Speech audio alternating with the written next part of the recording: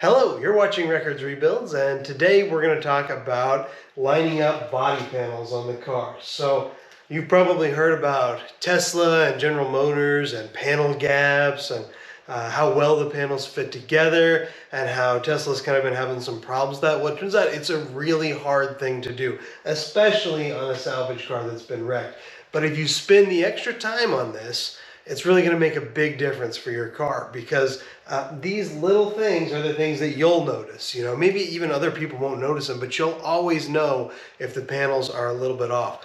So we're going to go over the different adjustments that can be made and how you go about doing that. And honestly, in the end, with a salvage car like this, you're probably never going to get it completely perfect. That's pretty normal, and you have to kind of decide what you can live with, and what's the closest you can get these panels to being exactly straight.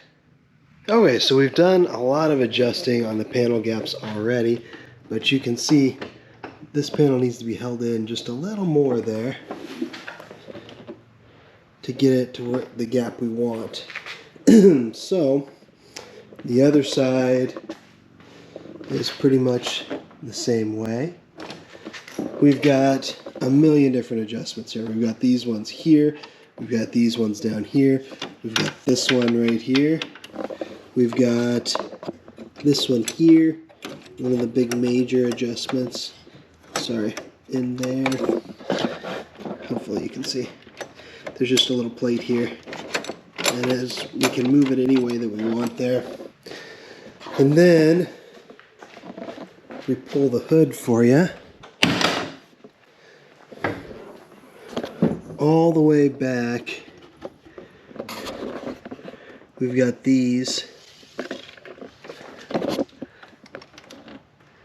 where we can adjust how far in and out we want the fender to be. We've got our hood latches. We can adjust up and down right there to adjust how far up and down that hood latch goes. So yeah, there are enough adjustments here to get this thing exactly how you want it. It's just playing with it back and forth a bunch of times in a row.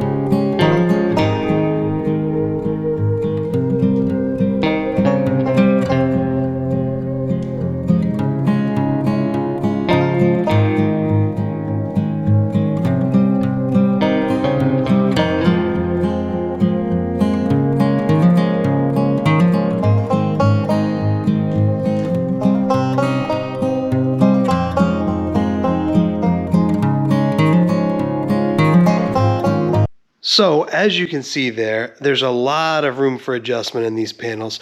A lot of times if hood goes up, hood goes down, hood goes up, hood goes down. You're checking all the time to make sure you don't hit these two pieces on one another and scratch the paint. But basically there's just a million different adjustments. So maybe the bad rap that General Motors gets sometimes for not having panels that fit correctly isn't because they're not as adjustable as they need to be, but because nobody takes the time to adjust them completely. Now, I'm going to show you where we got to on this car with all those adjustments. And you can see, you know, this is within tolerance here, but you can see it's a little tighter at the front than it is at the back here, but really pretty consistent panel gap on this passenger side the whole distance here. But then if we come over to the driver's side here, you can see we're a little tight up front, a little tighter than I would like to be. And then as we go back, it gets bigger and bigger and bigger, and really a pretty wide gap at the back here. Like, I probably wouldn't be comfortable on this if it was like a show car and I was just trying to make it the best I could make it.